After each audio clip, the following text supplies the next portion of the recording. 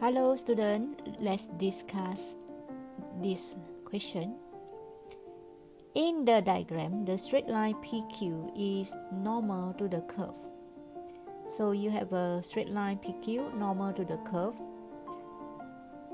When you see curve, you just do dy dx. So when you do dy dx, it means a gradient of the tangent. So it's 2x over 2. Simplified, you will get x. So gradient of the tangent is given by x. So since we have the straight line which is normal, so when you see normal and tangent, we always use a concept of the M1, M2. The question says the red line here is a normal. So if I can find the gradient for this dy dx, that is M1, is actually at the point A is equal to the x coordinate, which is 2. So meaning that the M1 is the gradient for this line, the blue one. Okay, the gradient for the blue line M1 is equal to 2.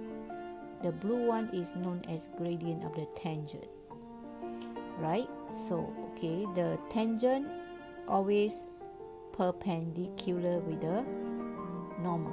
So meaning that we are going to draw a right angle here. There is a right angle here. So if we have the M1 for the blue one, so we should know the M2, it will be inverse with the negative, right? Because the M1 times M2 will be equal to negative 1. So hence the gradient for the M2 is equal to negative 1 over 2. So the question is asking us to find the value of k. So how to find the value of k? So this is a point k, and we already got a gradient for the red line here, which is a normal. So we can use these 2 points and find the gradient. So this is the y2. Let me show you the y2.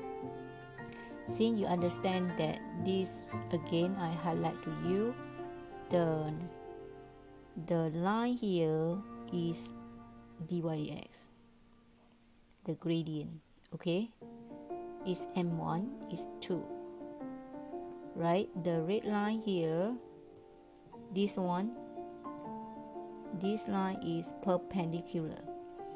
So this is M2, which is negative 1 over 2, right? So we have the point here, so we can find the gradient.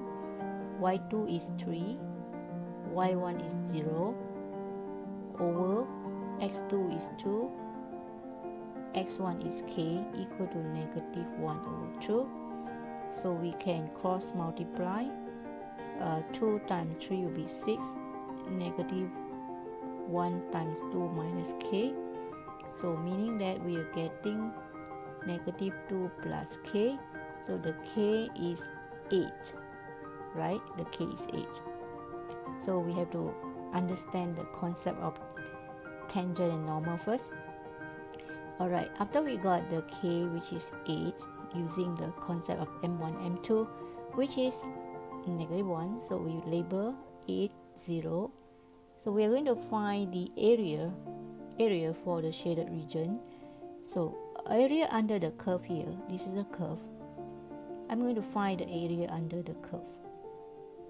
When we talk about area under the curve, we always integrate. So I'm going to integrate this one for the a here, a1.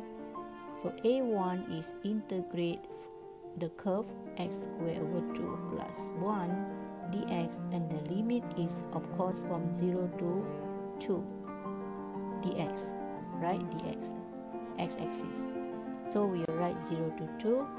So hence we integrate a1 is x3 over 3 times 2 will be 6, right? Alright, plus x, integrate 1 you get x, 0 to 2. So if we substitute, we will get the answer for this a1 is equal to 2 power 3 will be 8 over 6 plus 2, right? This is x minus 0 plus 0, right? So if we simplify, the a1 is 10 over 3.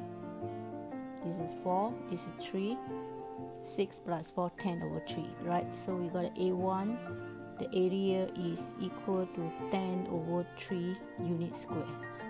Now for the triangle, area for the triangle, here we can find the difference between 8 and 2 is 6, and the height we will use a 3 here, right? So we use a triangle, so that they say that this triangle A2 is a triangle, so A2 is 1 over 2 times 6 times the 3 is referring to the y, 3 is the height, so the answer will be 9.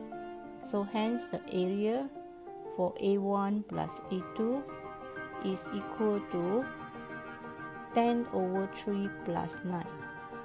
We take this one plus this one, so the answer for A1 plus A2 is a shaded region, so it's 37 over 3.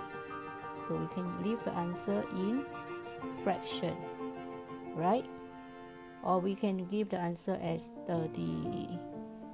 we can divide and we give the answer in mixed fraction, 12 1/3, right? 37 divided by 3 is 12 1/3. So unit square. Alright, so we'll focus on area. That's all my sharing for the area under the curve. Till then, bye bye and have a nice day.